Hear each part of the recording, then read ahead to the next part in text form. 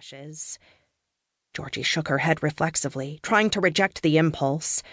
Even consciously knowing that Madelyn wasn't interested didn't help. At least not yet. She sat up abruptly and stretched. "Oh, morning," said Madelyn. Though her eyes were bleary, the color in her cheeks was as charming as ever. "I hope I didn't wake you." "Morning," murmured Georgie.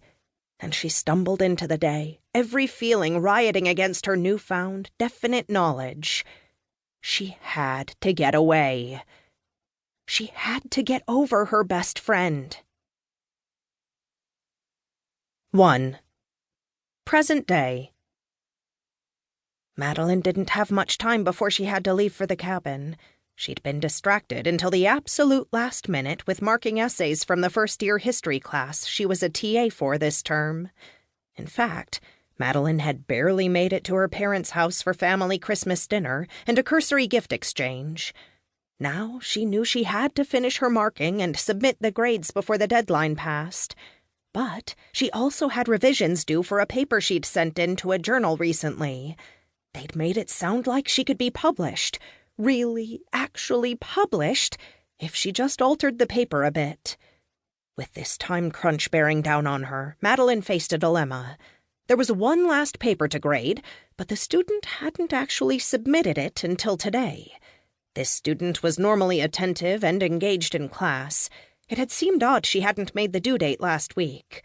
But there wasn't time for Madelyn to do both the revisions for her own work and the grading of the last paper. Madelyn's student had emailed her this morning with the assignment attached, saying that her grandmother was dying. She apologized profusely and knew it was late, but hoped Madelyn would understand. Except for Madelyn, marking this paper would mean she had to leave her own work until later. Grandmothers had a way of dying at inconvenient times in the school semester. The other teaching assistants had commiserated about this common excuse for lateness. Sometimes it was a grandparent, but it could also be a beloved aunt, uncle, or other tangential family member.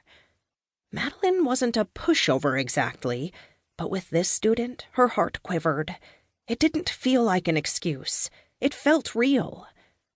Moreover, she couldn't live with herself if she gave the student a 0 on the paper for missing the deadline and just submitted the grades, closing the door on that entire issue.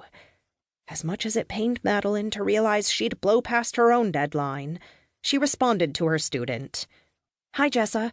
I'm sorry to hear about your grandmother.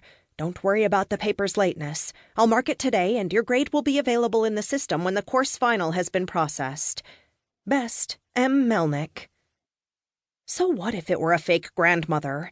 Madelyn would rather have empathy for 1,000 fake familial deaths than risk alienating sad, vulnerable students in their time of need. That was just how she rolled. Madelyn marked the paper quickly and cursed herself while she packed for the cabin trip. With the grades submitted, she had just enough time to throw her laptop in its bag and tell herself she'd work on her paper's revisions while in the mountains. Even today, she knew that was a lie. Oh well.